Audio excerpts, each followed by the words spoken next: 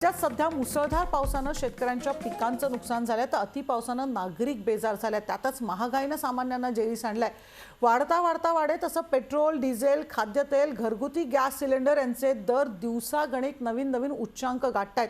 तर आताच्या अतिवृष्टी सदृश्य पावसानं भाज्यांचे दर सुद्धा कडाडलेत। यात भर म्हणून श्रावण संपल्यानंतर चिकन आणि अंडीच्या किमतीत सुद्धा वाढ झाली।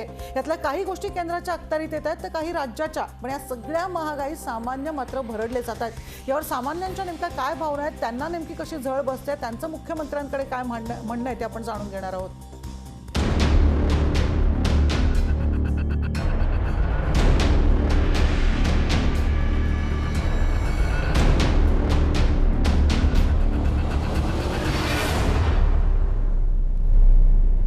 सुरुवातीला नागपूरला जाणार आहोत। कल्पना नळसकर आपल्या बरोबर आहे। कल्पना, आपण बघतो एकीकडे कोरोनाचं संकट आहे, इतर आजारांच्या चर्चा सुरू असताना दुसरीकडे त्यांनी एकीकडे सर्वसामान्यांचं कंबरडं मोडलेलं असताना जगायचंच कसं हा प्रश्न आता प्रत्येकाला पडलाय। कारण महागाईची झळ प्रत्येकाला बसते। अगदी छोट्या गोष्टी, खाद्यतेलापासून ज्या गोष्टी आहेत, इंधनाचे दर सध्या वाढलेले आहेत, भाज्यांचे दर वाढले, म्हणजे रोजच्या जीवनात ज्या आवश्यक असणाऱ्या गोष्टी असतात त्या प्रत्येकाचे दर वाढलेत। ते पुरता हैराण झालेले आहे सर्वसामान्य। राज्य सरकार थोडाफार दिलासा देईल अपेक्षा खरं तर लावून बसलेल्या काय नेमक्या त्यांच्या प्रतिक्रिया आहेत? नक्कीच मनुष्य, आपण जर पाहिलं असेल तर 2 वर्ष गेली कोरोना काळामुळे आर्थिक संकट ओढवलं आणि त्याच्यामध्येच आता महागाई जर आपण पाहिली असेल तर ती गगनाला भिडते आहे। काही वस्तू ज्या आहेत त्या राज्य सरकारच्या याच्यामध्ये येतात तर काही केंद्र सरकारच्या, तर कुणीतरी दिलासा द्यावा असं सामान्य नागरिकांना वाटतंय। पण कोणत्याही वस्तूचे दर कमी होण्याऐवजी वाढतात आहे आणि सगळ्यात महत्त्वाचं म्हणजे पेट्रोल आणि डिझेलचे दर वाढले तर त्याचा परिणाम जो आहे तो इतर वस्तूंवर होतो आहे आणि त्याच्यामुळे सगळ्याच वस्तूंचे भाव जे आहे ते वाढलेले आहेत। गृहिणी आहे, सामान्य नागरिक आहेत, आपण त्यांच्याकडनं जाणून घेऊया काय वाटतंय। सगळ्या वस्तूंचे दर वाढतात आहे, काय मुख्यमंत्र्यांना सांगाल, काय अपेक्षा आहे सरकारकडनं?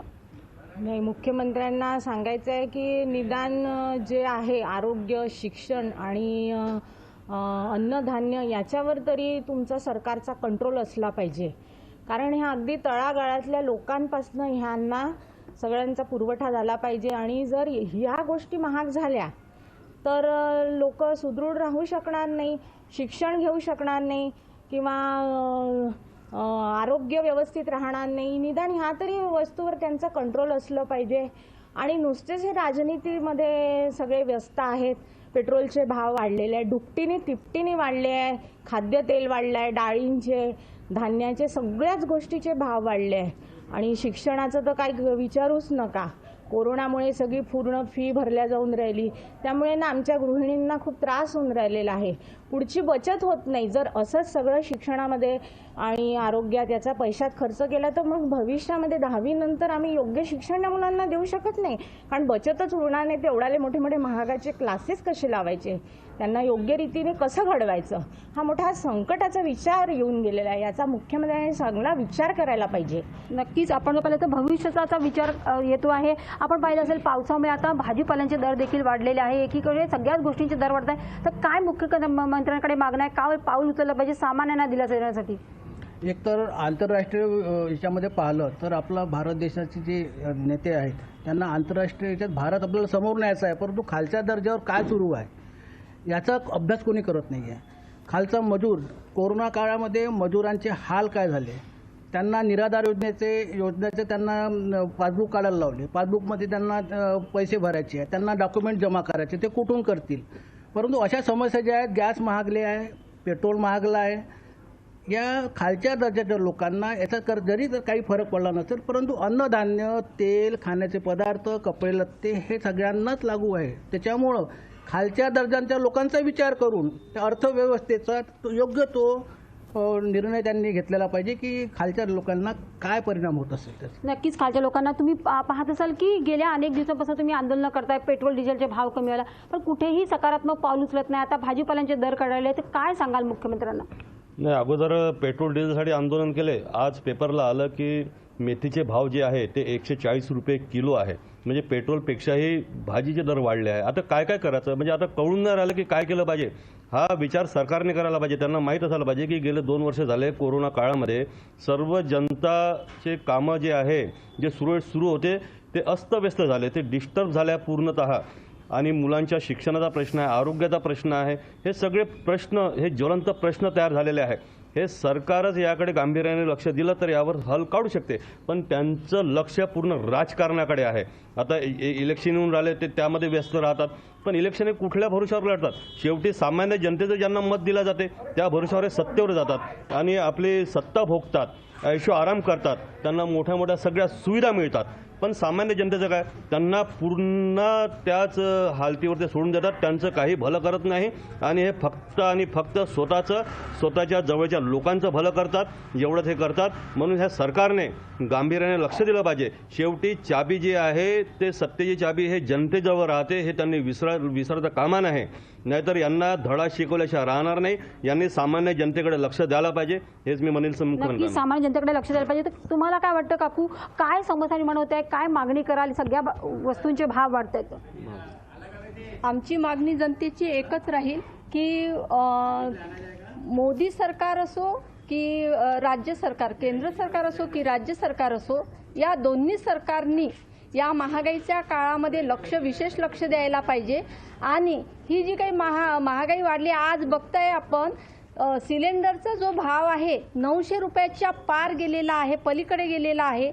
खाद्यतेल जे आवश्यक वस्तू आहेत त्या तरी यांनी कंट्रोलमध्ये ठेवायला पाहिजे. यांचे दरभाव जे आहे ते, खाद्यतेलाचा भाव जो आहे तो 160 रुपये किलोच्या याच्यामध्ये गेला आहे. भाजीचा भाव खूप पुढे वेगाने धावत आहे. तर अशा परिस्थितीमध्ये गरीब जनता काय करणार आहे?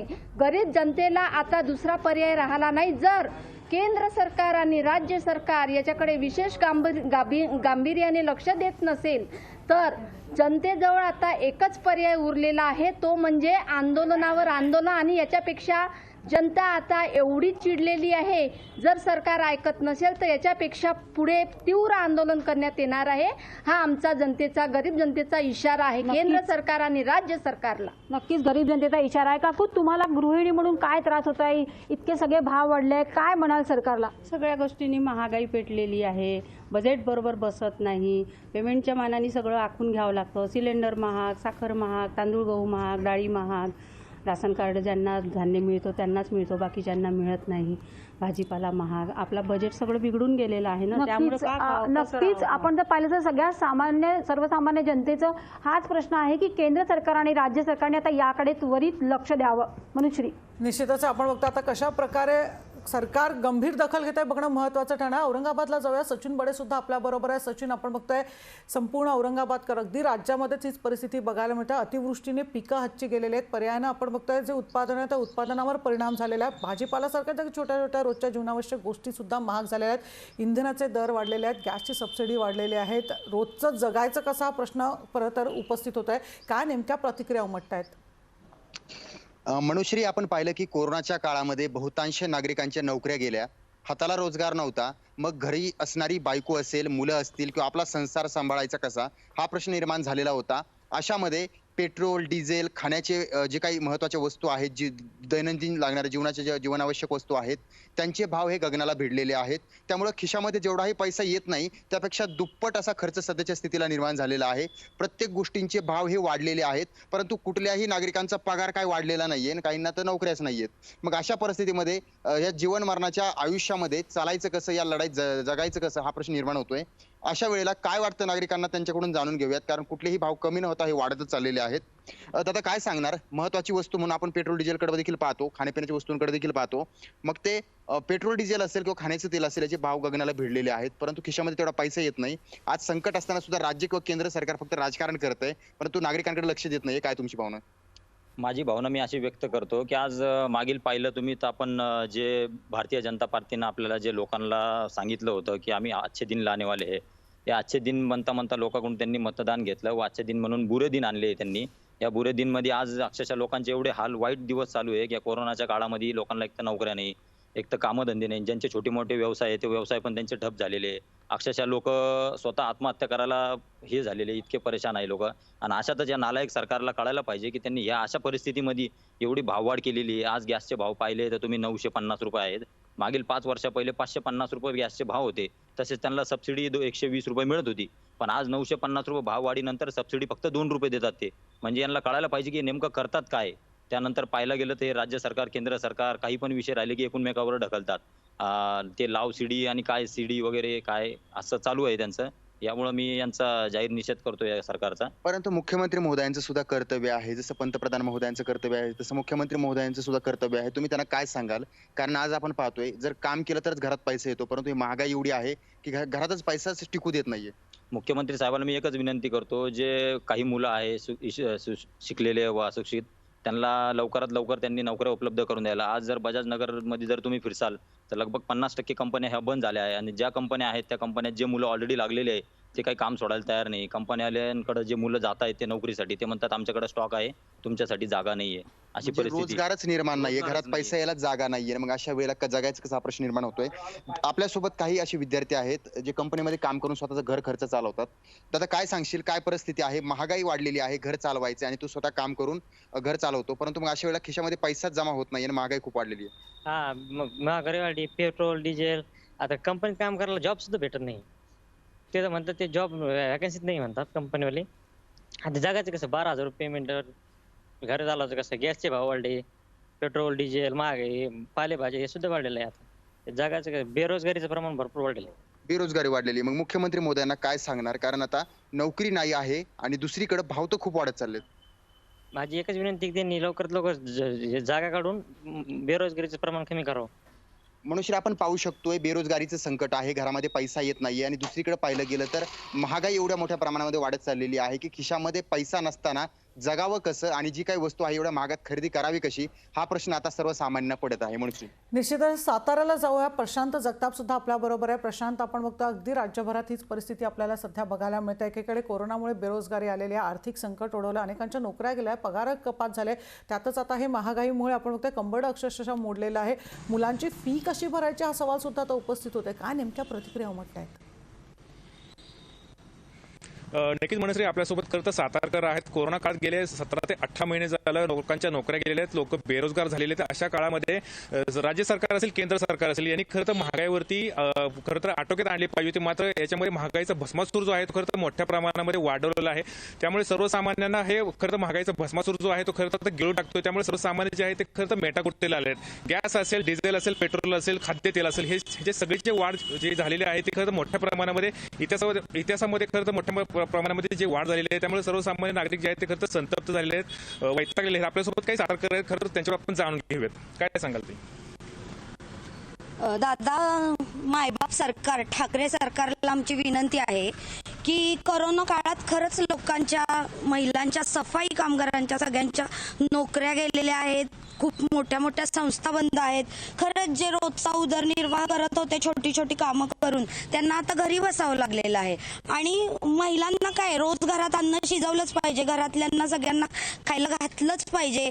एकदा तुम्ही जाहीर करा की केंद्र काय वाढवतंय, राज्य सरकार काय वाढवतंय. आम्ही जे संशयाच्या नजरेनं बघतो की हे केंद्रानं वाढवलं, हे राज्यानं वाढवलं, गोंधळ सगळा आहे. आम्हालाच कळत नाही की नक्की कुणाला ह्याच्यासाठी दोष द्यायचा. एकदा एक सूची जाहीर करावी, केंद्र सरकार हे वाढवतंय आणि राज्य सरकार हे कंट्रोल करत नाहीये किंवा हे वाढवतंय. आम्हाला राज्य सरकारकडून, आमच्या मायबाप सरकारकडूनच अपेक्षा राहणार.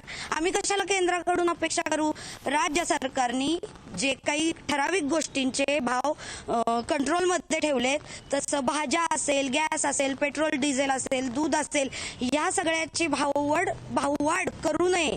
कोविड काळात कामं नाहीयेत, माणूस आहे त्याच्यात भागवायचा प्रयत्न करतंय, तर त्याला आहे त्या कमीत कमी पैशात कसा आपला उदरनिर्वाह करता येईल ह्याचं पूर्ण प्लॅनिंग राज्य सरकारचं असलं पाहिजे. नक्कीच पूर्ण प्लॅनिंग राज्य सरकारने केलं पाहिजे. केंद्र सरकारने देखील याच्यामध्ये पाहिजे तोडगा काढला पाहिजे. काय सांगाल तुम्ही महागाई संदर्भात? निश्चितच केंद्र सरकारने याच्यात पुढाकार घेऊन थोडासा तोडगा काढला पाहिजे होता. कारण काल परवापर्यंत तुम्ही ऐकलं असेल की पेट्रोल डिझेल हे जीडीपीच्या अंतर्गत येणार असं सांगितलं गेलं होतं, पण हे नुसतंच गाजर दाखवलं गेलं. त्याच्या आधी सांगितलं गेलं होतं की बाबा खाद्यतेलाच्या वरचा निर्यात कमी करण्यात येईल, पण त्याचंही आम्हाला नुसतं गाजर दाखवण्यात आलं. त्याचे अजून कुठेही अंमलबजावणी दिसत नाही. मी पूर्णतः म्हणत नाही की केंद्र सरकारचा दोष आहे, पण त्यांनी पूर्णतः पुढाकार घेऊन त्या गोष्टींचा हे केल्यानंतर राज्य सरकारला आखणी करून दिली पाहिजे की त्यांच्या ह्याच्यातून एवढं करून देण्यात यावं. जसं की या ताई म्हणाले की राज्य सरकारकडनं आमच्या अपेक्षा या आमच्या राज्य सरकारकडनंच असते, पण जसं काय केंद्र सरकारनं जे गाईडलाईन आखून दिले त्याच्या बाहेर राज्य सरकारला जाऊन काम करता येत नाही. त्यामुळं हा जो काय महागाईचा खापर फोडला जाते ते राज्य सरकार एकमेकावर फोडून काय फायदा नाही, असं माझं वैयक्तिक मत आहे. जसं आपण म्हणता की इथल्या नोकऱ्या गेल्या, सगळं काही सामान्य नागरिकांच्या हातातलं सगळं काम संपलेलं आहे, निश्चितच संपलेलं आहे. पण त्याला होता होईल एवढे पूरक असं सोयी सुविधा बघूनच पुढे त्या ह्याच्यातून मार्ग काढून पुढे चालण्यात येईल. माझी तुमच्या माध्यमातून मुख्यमंत्र्यांना निवेदन आहे की, निवेदन म्हणण्यापेक्षा एक काय म्हणतो अर्थ याचना आहे की ज्याच्यातून त्यांना असं सांगू इच्छितो मी की ज्यांच्या नोकऱ्या गेलेल्या त्यांच्याकडे पाहून तुम्ही थोडंसं इकडे तिकडे हे करून तुम्ही मार्ग काढून काहीतरी. तुमचा कोरोना काळामध्ये व्यवसाय खरं तर डबघायला आलेला आहे, काय सांगाल तुम्ही? कोरोना काळामध्ये छोट्या मोठ्या व्यावसायिकांच्या अक्षरशः वाट लागली. छोटा व्यावसायिक हा अवजड झाला डोक्याने, आणि केंद्र असेल किंवा राज्य असेल, केंद्राची आता भूमिका फक्त एवढीच आहे की सामान्य लोकांच्या चुलीवर पेटणारी कुठलीही वस्तू याची किती किंमत वाढली याच्याशी त्यांना काही घेणं देणं नाही. मुळात त्यांचं आता लक्ष एवढंच आहे की कुठल्या महानगरपालिकेची निवडणूक काय आली आणि कशी सत्ता आणायची. कुणीतरी कोकणातनं अवजड डोक्याच्या लोकांनी काहीतरी बोलायचं, कुणीतरी तिकडनं विदर्भातनं काहीतरी बोलायचं, आणि कुठेतरी जे राज्य सरकार काम करतंय तर त्यांना काम करून द्यायचं नाही. म्हणजे काय झालंय, जे काम करतंय त्याला नीट काम करून द्यायचं नाही, आणि ज्या लोकांचा विचार राज्य सरकार करते त्यांचं काम नीट करून द्यायचं. राज्य सरकार असेल केंद्र सरकार असेल, दोघंही एकमेकांच्यावरती टीका करण्यात, एकमेकांच्या नागरिकांच्या समस्येकडे दुर्लक्ष करतात. निश्चित नागरिकांच्या प्रत्येक गोष्टीकडे यांचं दुर्लक्षच आहे. कारण काय, या सगळ्या गोष्टींची जाण त्यांना अजिबात नाहीये. कारण यांना एसीत बसून, बंगल्यात बसून या सगळ्या गोष्टी स्वस्तात मस्त मिळत असतात, याची कुठलेही मूल्य त्यांना द्यावं लागत नाही. त्यांनी प्रत्येक गोष्टीचा विचार करावा आणि सामान्य लोकांच्या गरजेंच्याकडे लक्ष द्यावं. नक्कीच केंद्र सरकार आणि राज्य सरकारने सामान्य नागरिकांच्या गरजेकडे लक्ष द्यावं असं सातारकरांनी खरं तर म्हणणं त्यांनी व्यक्त केलं आहे. निश्चितच आपण बघतो वेगवेगळ्या प्रतिक्रिया खरं तर आता उमटताना बघायला मिळत आहे. इतरही ठिकाणच्या प्रतिक्रिया आपण जाणून घेणार आहोत, कारण प्रत्येकाच्या सर्वसामान्यांचे प्रश्न अगदी सारखेच आहेत. रोजचं गाडा, रोजचं घर कसं चालवायचं हाच सवाल प्रत्येकजण उपस्थित करतोय. थेट आपण अंबरनाथला जाणार आहोत. मयुरेश जाधव सुद्धा आपल्याबरोबर आहेत. मयुरेश, अर्थातच आपण बघतोय की सर्वसामान्यांच्या प्रतिक्रिया आपण जाणून घेतो आहेत. इकडे खरं तर मुंबई आणि परिसरात राहायचं तर आणखी खरं तर सामना करावा लागतो, कारण खर्चाचा आकडा मोठ्या प्रमाणात वाढतो, आणि या तुटपुंच्या पगारामध्ये हा खर्चाचा आकडा गाठायचा कसा हा सवाल अगदी प्रत्येकाला उपस्थित होतो. काय नेमक्या अंबरनाथकरांच्या प्रतिक्रिया उमटत आहेत?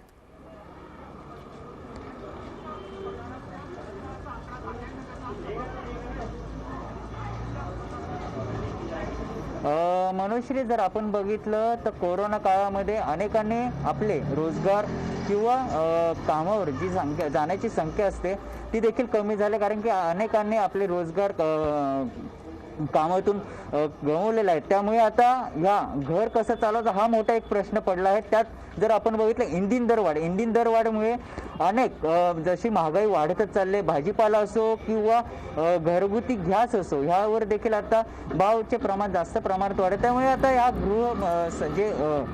गृहसंख्येने आहे त्यांना आता घर कसं चालवायचं हा मोठा एक प्रश्न पडलाय. कारण की जर कामावर जात असेल, जर पगार जर कमी असेल, त्या पगारामध्ये आम्ही सेव्हिंग कशी करायची हा एक महत्त्वाचा प्रश्न. त्याचप्रमाणे विद्यार्थ्यांची आम्ही फी कशी भरूया हा देखील एक मोठा प्रश्न त्या ठिकाणी उपस्थित होत आहे. आपण काही महिलांशी बातचीत करूया, त्यांना विचारू की घर कसं चालवतात, काय तोडगा निघला पाहिजे, काय त्यांच्या मागण्या त्या देखील आपण जाणून घेऊया. ताई, काय सांगाल तुम्ही? महागाई वाढतच चालले, कुठं कमी होत नाहीये, घर कसं चालवता तुम्ही? सध्या आता जवळजवळ मला वाटतं 17-18 महिने झाले. आज कोरोनाचा काळ कंटिन्यू चालूच आहे, ना कमी होत ना जास्त होत. पण सध्या आता एवढी महागाई वाढली आहे की डाळीचे भाव वाढलेत, साखरेचे भाव वाढलेत, पेट्रोलचे भाव वाढलेत, सिलेंडर तर विचारूच नका, जवळजवळ आता 900 रुपयापर्यंत गेले. तर मला एक असं वाटतं की आम्ही महिला आहोत, आम्ही कशी रोजचे म्हणजे किती काटकसर केली तरी काय पैसा हा सगळ्यात कमीच असतो. आणि सध्या तरी आता या कोरोना काळामध्ये सेविंग तर होणं खूपच मुश्किल आहे. आणि दुसरी गोष्ट म्हणजे आता सध्या मुलांच्या फी असो किंवा अजून बऱ्याच गोष्टी आहेत ज्या संसाराला लागणाऱ्या आहेत. माझी केंद्र शासनाला एवढीच विनंती आहे की आम्हाला कुठेतरी रोजगार चांगला मिळावा. ते आता तर सध्या रोजगार पण नाही राहिला आहे. तर माझी केंद्र शासनाला एवढीच विनंती आहे की आम्हाला चांगल्यात चांगलं रोजगार मिळावा, चांगल्यात चांगलं जी महागाई आहे जास्त ती कमी व्हावी. ताई, तुम्ही काय सांगणार की महागाई वाढत चालली आहे, घर कसं चालू, कारण की अनेक अडचणी येत असं कोरोना काळामध्ये अनेकांनी रोजगार गमावले, त्यामुळे आता घर कसं चालवतात? घर चालवचाच प्रश्न पडला. 2 वर्ष झाले कोरोना चालू आहे आणि कितीक सगळं रोजगार सुद्धा कितीकानं गमावलेला आहे. त्या कोरोना काळामध्ये रोजगार सुद्धा कितीकानं गमावलेला आहे. तर शासनाने याचा विचार करावा आणि या महागाईवर काहीतरी तोडगा काढावा, आहे की नाही? घर कसं चालवते समजत नाही, गृहिणीला फार अडचण होत आहे आणि त्या अडचणीचा सरकारने विचार करावा, राज्य शासनाने विचार करावा, हेच आमची महिलाची मागणी आहे.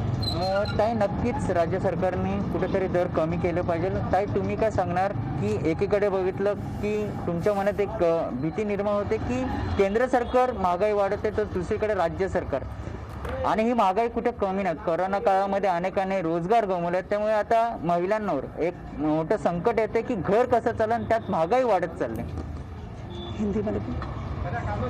मैं राज्य सरकार को यही बोलना चाहती हूँ, मैं हिंदी में इसलिए बोल रही हूँ कि जिसको मराठी नहीं आती, कोई लैंग्वेज नहीं आती, वो हिंदी में सुने, क्योंकि इतनी महंगाई बढ़ गई है, जिसके घर में कोई कमाने वाला नहीं है, जिसके घर में कोई देखने के वाला नहीं, जिसके घर में 2 माँ बाप है बूढ़े, उन लोगों को कैसे पालने का, एक बच्चा एक कमा रहा है और घर भी चला रहा है, अपने माँ बाप को भी देख रहा है, वो कैसे करेगा ये महंगाई में? इसके ये बेस के ऊपर ही सब जन अभी कितने आत्महत्या हो रही है, कितने का सब निश्चितच आपण बघतोय की एकीकडे महागाई वाढले, लहान मुलं घरात आहेत, तरुण मुलं आहेत, ज्येष्ठ नागरिक घरात आहे, या सगळ्यांना सांभाळायचं कसं, हा सवाल आता उपस्थित केला जातोय. पुण्याला जाऊया, तुषार झरेकर आपल्या बरोबर आहे. तुषार, आपण बघतोय पुणेकरांनी वारंवार आपण बघतोय यापूर्वी सुद्धा नाराजी व्यक्त केली होती. इंधनाचे जेव्हा दर वाढले किंवा LPG गॅस सिलेंडरचे दर वाढले, आता थेट भाज्यापासून खाद्यतेल महाग झालेलं आहे. काय नेमकं सांगशील, काय पुणेकरांच्या प्रतिक्रिया उमटतायत? नक्कीच मनश्री, आपण जर पाहिलं तर कोरोनामुळे नोकऱ्या गेलेल्या आहेत आणि त्यामुळं नोकऱ्या गेल्यामुळं अनेकांची जी रोजनरोटी आहे त्याच्यावरतीही खरं तर चिन्ह निर्माण झालेले आहे. खाद्यतेलाचे भाव वाढलेत, दुसरीकडे भाजीपाल्यांचेही भाव वाढल्याचं आपल्याला पाहायला मिळते. माझ्याबरोबर गृहिणी आहेत, त्यानंतरून नागरिक आहेत. नक्की त्यांच्या काय भावना आहेत आपण त्यांच्याकडनं जाणून घेणार आहे. दादा, काय सांगसाल, एकंदरीत पेट्रोल डिझेलचे भाव वाढलेले आहेत, एकीकडे आता भाजीपाल्यांचेही भाव वाढत आहेत, काय बोलसान? पेट्रोलचे भाव वाढायला टोटली केंद्र सरकार जबाबदार आहे. त्याला निगडीत जे काय बाकीचे साधन आहे, त्यामध्ये ट्रान्सपोर्टेशन आहे, ट्रॅव्हलिंग एजन्सी आहेत, अन्नधान्यवाले आहेत, त्यांच्या पेट्रोलच्या दरवाढीमुळे त्यांचे पण परिणाम होऊन भाज्याचे दर वाढले, धान्याचे दर वाढले, ह्याचा पूर्णपणे सामान्य नागरिकावरती खूप परिणाम झालेला आहे. बॅरेजचे रेट कमी होतात पण सेंट्रल गव्हर्नमेंट टॅक्सेस कमी करत नाही. ह्यामध्ये आमदार, खासदार किंवा कोणत्याही नेत्यांना काही फरक पडत नाही, हा फक्त सामान्य माणसांना फरक पडतो. ह्याच्यामध्ये पेट्रोल वाढल्यानंतर कोणतेही आमदार, खासदार म्हणत नाही की मला धान्याला एवढा परिणाम झाला आहे किंवा मला पेट्रोलवर एवढं बजेट कोळंबलं आहे. एकही नेता असं शब्द काढत नाही. तर ह्याला कुठंतरी वाचं फुटायला पाहिजे. सामान्य नागरिकावर नाही तर सामान्य नागरिक येणाऱ्या इलेक्शनमध्ये 24च्या किंवा महानगरपालिकेच्या 22मध्ये याच्यावरती त्यांची जागा दाखवल्याशिवाय राहणार नाही, त्याची दखल घ्या. नक्कीच संतप्त अशा प्रतिक्रिया यांच्याकडनं व्यक्त होतात. ताई, तुम्हालाही घर चालवावं लागतंय, घरात खर्च वाढलेला दिसून येतोय, काय सांगताल एकंदरीत? घर चालवायचं म्हणलं तर पहिल्यांदा सगळ्यात स्वयंपाक हा महत्त्वाचा. त्याच्यासाठी भाजीचे दर इतके वाढलेले आहेत की जी भाजी आम्ही 10 रुपये पावशेर वगैरे घेत होतो ती आज 20 आणि 25 रुपये पावशेर झालेली आहे. आणखीन सिलेंडरचे दर तर भरपूर वाढलेले आहेत. ज्या महिलांना घरात घर चालवायचं असतं त्यांचं पूर्ण बजेट हे कोसळलेलं आहे आणि जिथं 10,000 रुपये आम्ही आमच्या खर्चासाठी ठेवत होतो तिथं आज 15,000, 18,000 सुद्धा लागत आहेत. आणि ह्याला जबाबदार कोण असं जर म्हणाल तर ह्याला जबाबदार हे सगळं राजकारण असं नाही म्हणता येणार, तरी सुद्धा ह्याच्यावर विचार हा झालाच पाहिजे असं मला वाटतं. नक्कीच. ताई, तुम्ही काय सांगसाल, एकंदरीत बजेट वाढत चालले, काय सांगसाल? थोडं आपण बजेट कमी केलं पाहिजे, गोरगरिबांना तरी परवडलं पाहिजे आपलं जे काय आहे ते. आता सध्या कोरोनामुळे दुप्पट पैसा घेतात आहेत. कुठेही जावं, हॉस्पिटलमध्ये जरी म्हटलं तरी 7-8 हजाराशिवाय कोणती पावती नाही आहे. तर नक्कीच आपण जर पाहिलं तर अशा संतप्त प्रतिक्रिया खरं तर या महिला व्यक्त करताना आपल्याला पाहायला मिळत आहेत. त्यांचं जे बजेट आहे ते कोलमडल्याचं पाहायला मिळते. मनश्री, निश्चितच आपण तर राज्यभरातनं खरं तर आता ही तीव्र नाराजी व्यक्त केली जाते. तातडीनं सरकारने यावर लक्ष घालून थोडाफार दिलासा देण्याचा जरी प्रयत्न केला तरी अर्थातच आपण तो खिशावरचा जो भार आहे तो सर्वसामान्यांच्या तो कुठेतरी कमी होणार आहे. गृहिणींना जी कसरत करावी लागते त्या कसरतीमध्ये थोडाफार त्यांना उसंत मिळणार आहे हे मात्र नक्की. निश्चितच राज्य सरकार याचा गांभीर्यानं विचार करेल ह्या अपेक्षाच प्रत्येकजण ठेवून आहे. या सगळ्याचे अपडेट्स आपण दिवसभर घेणार आहोत, पण इथेच थांबूया. पाहत रहा लोकशाही न्यूज.